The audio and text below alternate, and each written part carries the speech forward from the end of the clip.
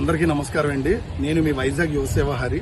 So అందరికీ తెలుసు, మనం అన్నం పరబ్రహ్మ స్వరూపం అంటాం. అలాగే మంచినీరు కూడా గుక్కెడి నీరు ఊపిరి పోస్తుంది.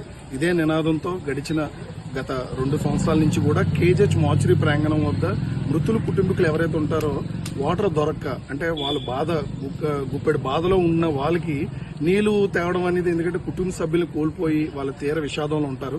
అటువంటి వాళ్ళకి కేజెచ్ ఓపీ గేట్ దాటి వెళ్లి షాపుల దగ్గర తెచ్చుకునే పరిస్థితి, లేదా కేజెచ్ లో ఉన్నటువంటి క్యాంటీన్ దగ్గరికి. కానీ ఆ టైంలో ఎవరు కూడా లేవలేరు. అలాంటి వాళ్ళకి ఇక్కడ దగ్గరలో మంచినీళ్ళు ఉండాలని చెప్పి ఒక చిన్న ఆలోచన చలివేంద్రం అని ఒక కుండ తెచ్చి ఇక్కడ యువసేవ తరపు నుంచి చలివేంద్రం ఏర్పాటు చేయడం జరిగింది. దీనికి కంప్లీట్ గా కేజెచ్ మార్చురీ, రాము, తిరుమల, అలాగే అక్కడ ఉన్నటువంటి సెక్యూరిటీ, క్షేత్రస్థాయి సిబ్బంది అందరూ కూడా సహకరించారు. అప్పట్లో ఉన్నటువంటి మమతా మేడం గారు, వీళ్ళందరి నేతృత్వంలో చలివేంద్రం పెట్టడం.